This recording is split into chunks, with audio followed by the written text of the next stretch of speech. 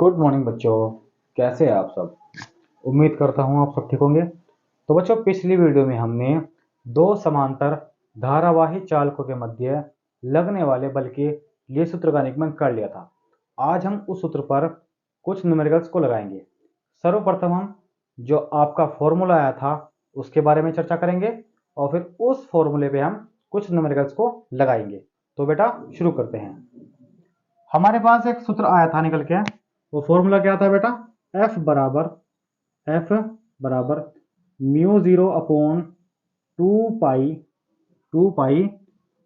Mu zero upon 2 pi I1 I2 upon R into L।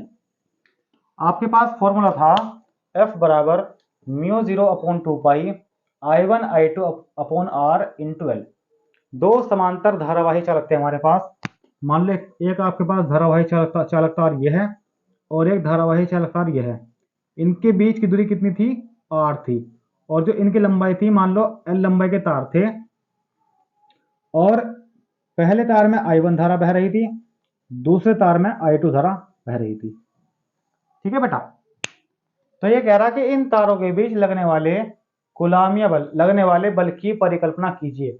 लगने वाले बल की परिकल्पना कीजिए या लगने वाले बल के लिए सूत्र का निगमन कीजिए। तो आपके पास जो फॉर्मूला आया था पिछली वीडियो में मैं आपको ये करा चुका। फॉर्मूला हमारे पास था F बराबर mu zero upon 2 pi I1 I2 upon R into L for लंबाई, तार की लंबाई। अब जब ये बल है, कभी कभी क्या करता है, आपका MCQ बनता है कि दो समांतर धारावाही चालकों के मध्य लगने वाला बल है आकर्षण बल, प्रतिकर्षण बल, दोनों या इनमें से कोई नहीं। अगर आपके पास समान धाराएं होंगी, आपके पास धाराएं जो होंगी वो एक दिशा में जाएंगी, धाराओं की दिशा समान होगी, धाराओं की दिशा समान होगी, तब जो बल कार्य करेगा वो आपका बल होगा बेटा आकर्षण बल। आकर्षण बल ये की पॉइंट है भाई, मोस्ट इंपोर्टेंट है MCQ के लिए। अगर धाराओं की दिशा समान होगी, दोनों धाराएं एक ही दिशा में जाएगी, तब आपके पास आकर्षण बल लगेगा। अगर धाराओं की दिशा अलग अलग होगी, एक धारा की दिशा ऊपर को है और एक धारा की दिशा नीचे को है, तब इस कंडीशन में आपके पास जो बल लगेगा वो आपका लगेगा बेटा प्रतिकर्षण बल। प्रतिकर्षण बल सब कुछ डिपेंड किस पे है? धाराओं पे। अगर धाराएं समान दिशा में है तो आकर्षण बल लगेगा और धाराएं विपरीत दिशा में है तो प्रतिकर्षण बल लगेगा। राइट। अब हम क्वेश्चन को सोल्व करेंगे। सर्वप्रथम मैं आपको समझा दूं F क्या है, म्यू जीरो क्या है, I1 I2 क्या है, L और R क्या है। तो आप सबको पता है, फिर भी हम रिवीजन करते हैं। F बोलते हैं फोर्स को, यानी आपके पास जो F है वो बल है, लगने वाला बल। राइट। जो आपके पास म्यू जीरो है वो आपके पास बेटा है निर्वात की चुंबकशीलता, निर्वात की चुंबकशीलता। और इसका मान आपका होता है 4 पाई मल्टीप्लाई 10⁻⁷। इस मान को आप याद करोगे। निर्वात की चुंबकशीलता का मान कितना होता है? 4 पाई गुणा 10⁻⁷। I1 जो है, I1 पहले तार में बहने वाली धारा है, पहले तार में बहने वाली धारा है। और जो I2 है वो दूसरे तार में बहने वाली धारा है, दूसरे तार में बहने वाली धारा है। राइट। आपके पास जो R है वो आपके पास दोनों तारों के बीच की दूरी, दोनों तारों के बीच की दूरी है। और जो आपके पास L है ये तार की लंबाई है, तार की लंबाई, प्रत्येक तार की लंबाई। चाहे तो आप इसे ले लो चाहे आप इसे ले लो। समान लंबाई के समांतर धारावाही चालकों के मध्य लगने वाला बल आपके पास यह है।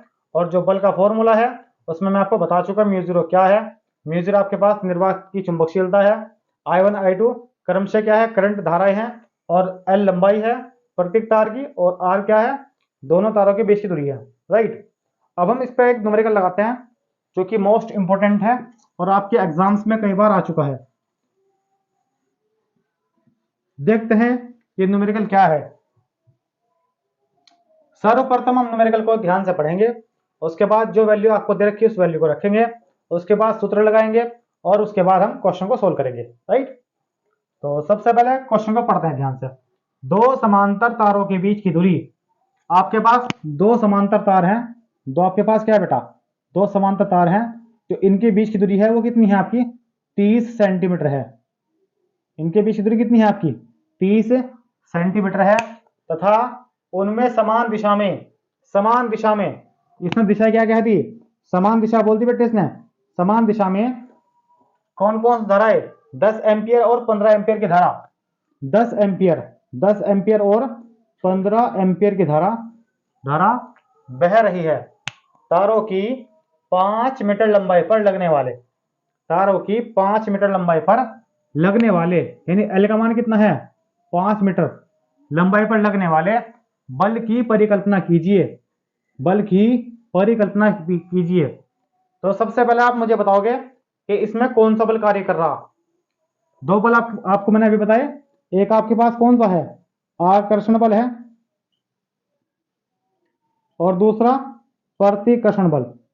ये बात मुझे आप खुद बताओगे कि इसमें ये वाला बल कार्य कर रहा या फिर प्रतिकर्षण बल कार्य कर रहा, समझ गए।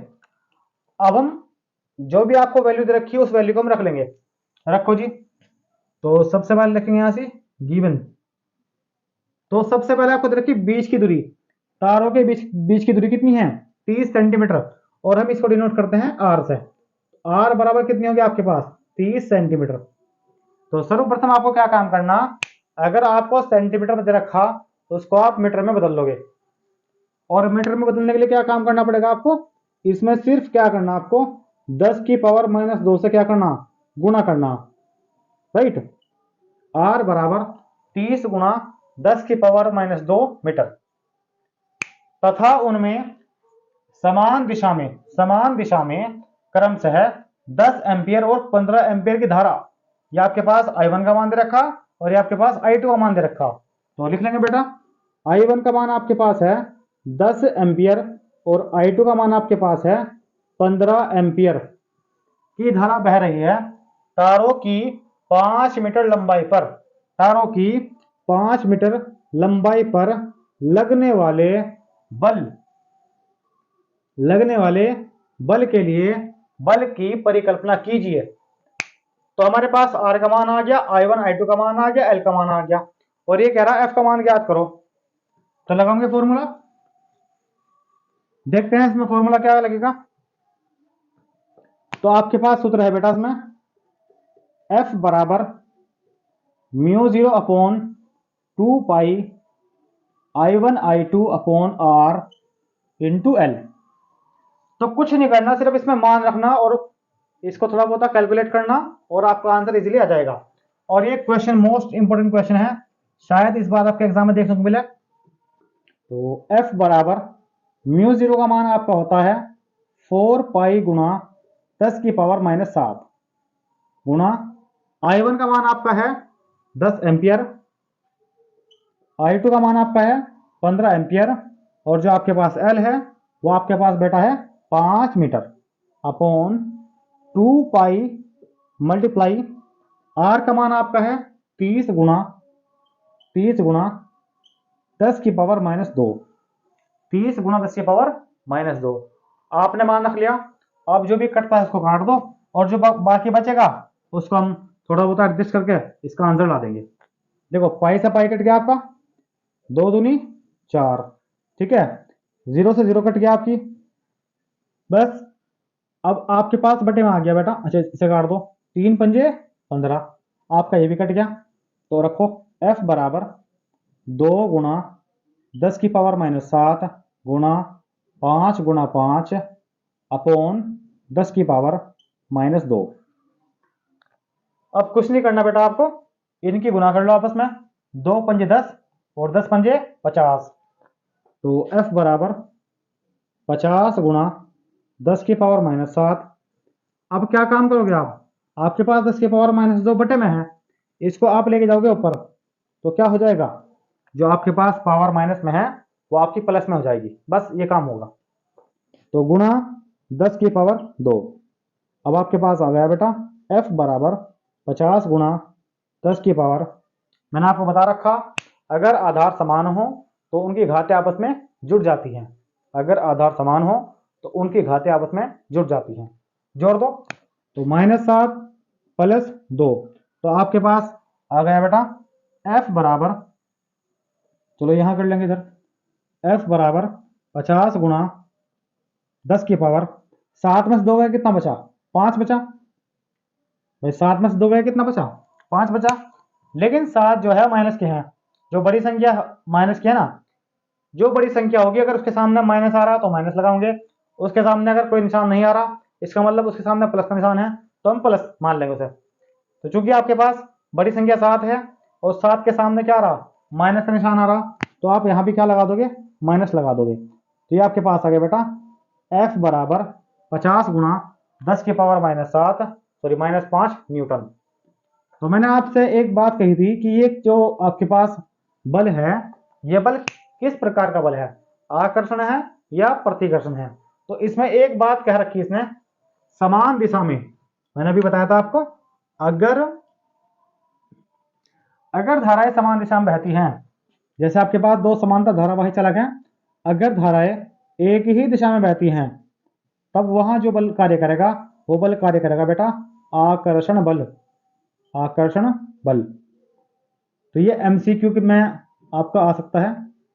अगर समान दिशा में दो धाराएं बहेंगी तो वहां आकर्षण बल कार्य करेगा, और अगर आपकी धारा है, एक धारा समान में होगी एक विपरीत में होगी, अलग अलग दिशाएं होंगी धाराओं की, तो वहां पे जो आपका बल कार्य करेगा वो आपका बल कार्य करेगा बेटा प्रतिकर्षण बल।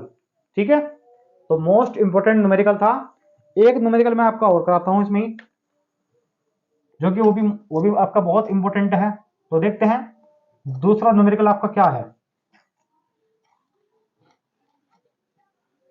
इसको हमने बिठा दिया, देखते हैं भाई, पढ़ते हैं दूसरा न्यूमेरिकल क्या कहता है। आपके पास दूसरा न्यूमेरिकल है, दो समांतर तारों में जिनकी पारस्परिक दूरी 0.06 मीटर है, समान धारा एक ही दिशा में बह रही है, दोनों के मध्य प्रति मीटर लंबाई पर लगने वाला आकर्षण बल 3 × 10⁻³ न्यूटन है। किसी एक तार में बहने वाली धारा का मान ज्ञात कीजिए। तो ये क्वेश्चन करेंगे भाई। तो सबसे पहले इसको रफ कर देंगे। जो मैं आपको टॉपिक पढ़ा रहा टाइम, ये मोस्ट इंपोर्टेंट टॉपिक है। यहां से हर साल क्वेश्चन बनते हैं, हर साल क्वेश्चन बनते हैं। या तो आपका डेरिवेशन आएगा या फिर आपका एक न्यूमेरिकल आएगा यहां से। तो सबसे पहले क्वेश्चन लिखते हैं, दो समांतर तारों में, दो समांतर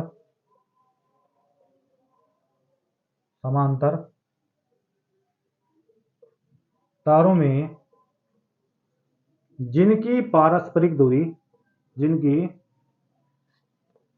पारस्परिक दूरी 0.06 मीटर है, 0.06 मीटर है, समान धारा एक ही दिशा में बह रही है, समान धारा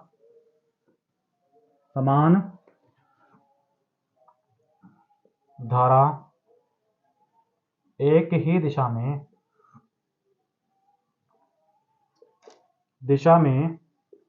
बह रही है,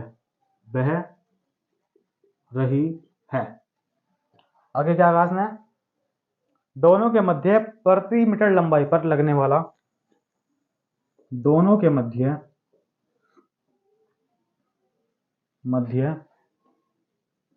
प्रति मीटर लंबाई पर लगने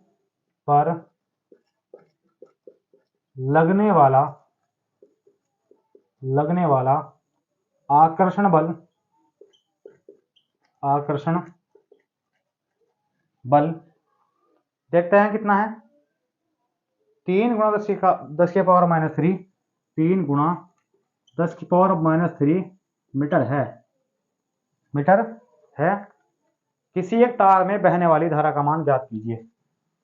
किसी एक तार में बहने वाली धारा का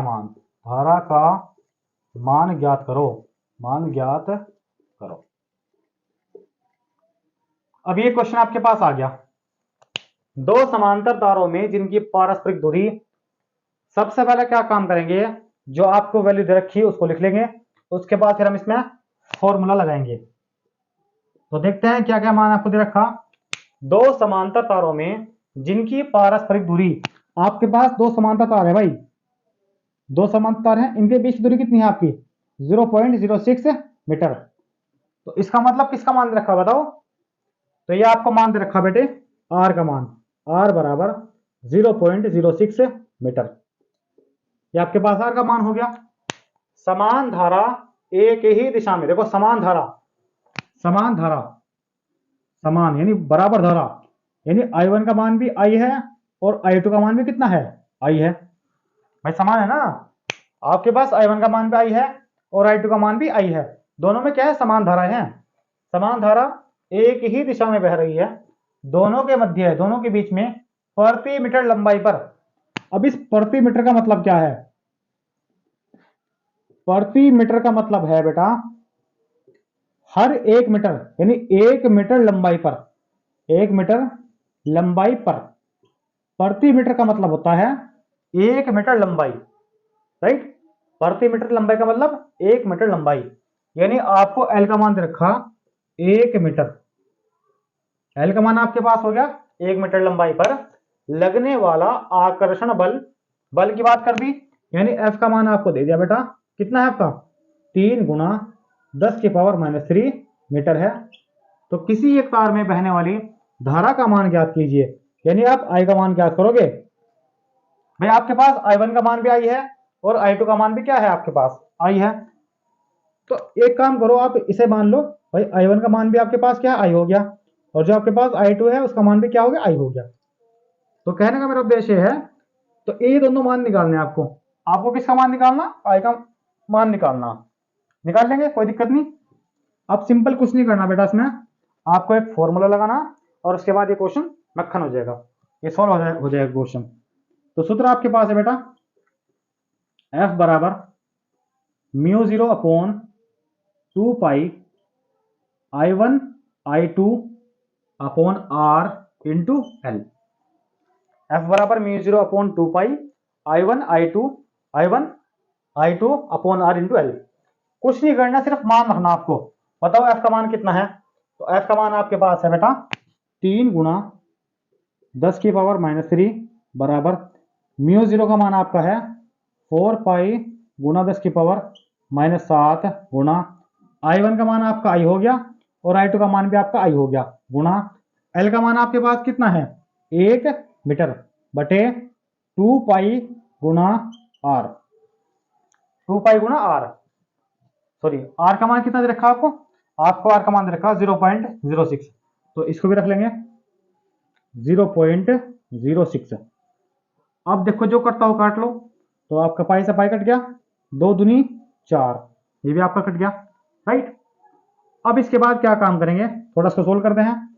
और देखो ये जो आपके पास है पूरा का पूरा, इसको इसके पास ले उठा के, तो आपके पास हो गया 3 गुना 10⁻³ गुना 0.06 बराबर, भाई ब्रश गुना होगी, ये पूरा पूरा इसके साथ गुना होगी, बराबर 2 गुना 10⁻⁷ गुना, अगर आप आई की गुना आई में करोगे तो क्या हो जाएगा, तो आपके पास हो जाएगा बेटा I⁻² और गुना 1, तो गुना 1 लिखो या ना लिखो कोई फर्क पड़ने वाला है नहीं, क्योंकि अगर आप किसी भी नंबर में 1 की गुना करते हो तो वो नंबर आपका सेम टू सेम आ जाएगा।